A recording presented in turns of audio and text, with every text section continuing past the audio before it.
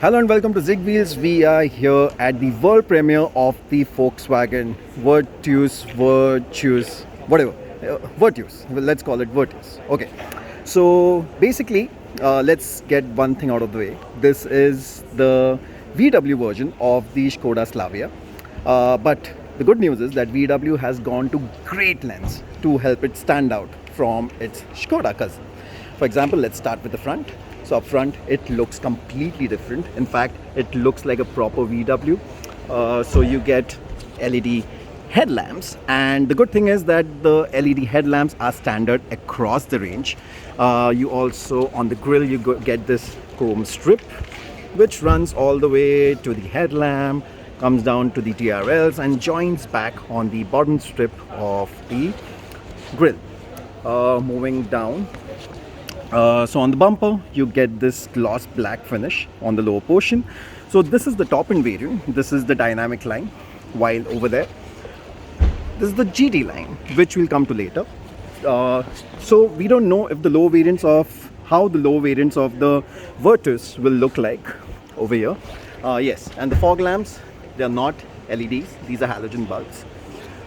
And also the Virtus is 2 centimeters longer as compared to the Slavia. That's because of this bumper design. That's the only reason why.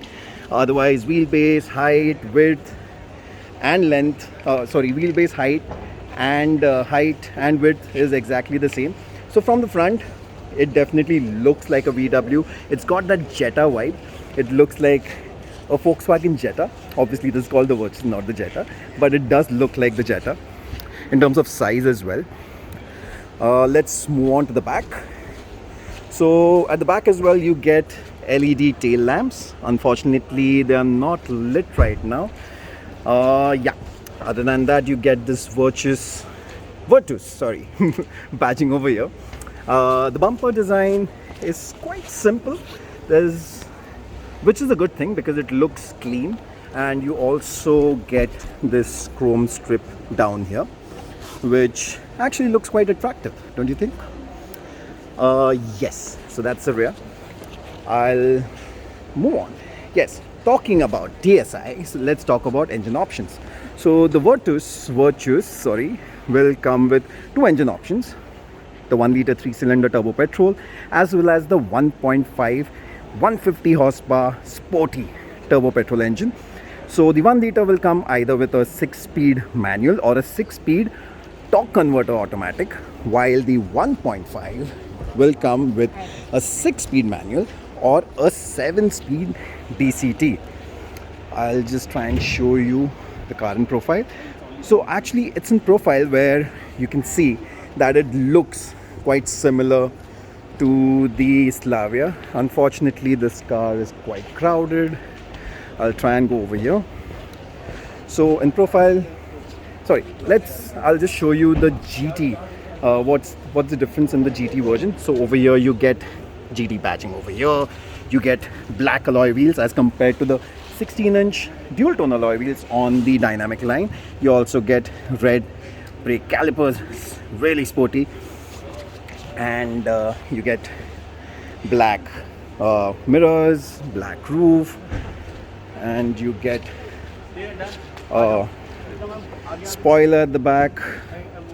You get a GT badging over here. Other than that, it does look quite similar to the dynamic line, the GT variant.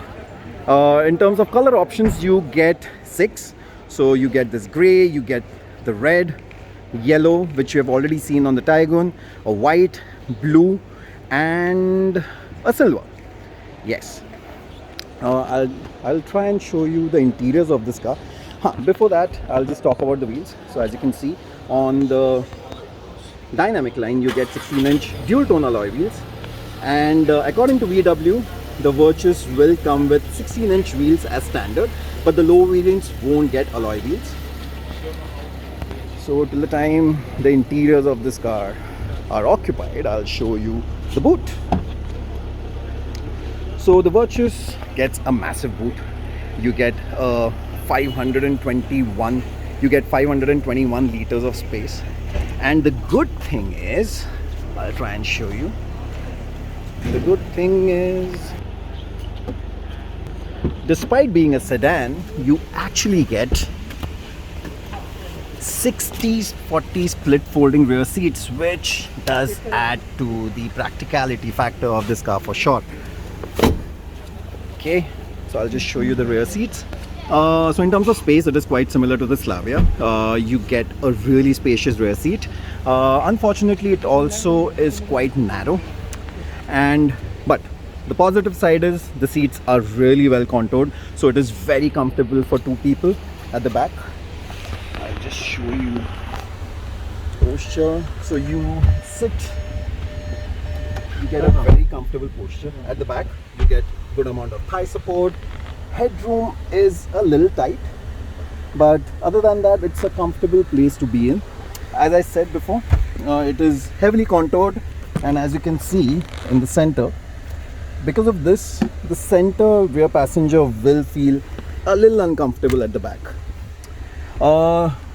In terms of rear safety features, you get 3 individual adjustable headrests, and this is going to be standard across the range.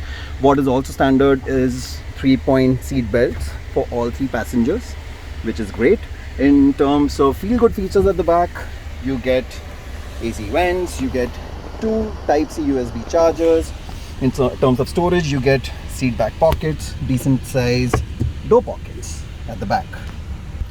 Okay, I'll show you the dash design now that people have gone out. So dash design is actually quite similar to the Taygun. I'll just reduce the AC speed. So you get a nice flowing design. It actually looks quite sporty. You get this silver finish, and because of the design of the dash, it actually looks wider. It makes the cabin look wider. In terms of features, you get a 8-inch instrumentation. You get a 10.1-inch touchscreen infotainment system, and we have experienced this in the Taygun as well, and we really like the system. As you can see, it is quite snappy, it is easy to use, and you also get wireless Android Auto, Apple CarPlay with this. Other than that, in terms of features, you get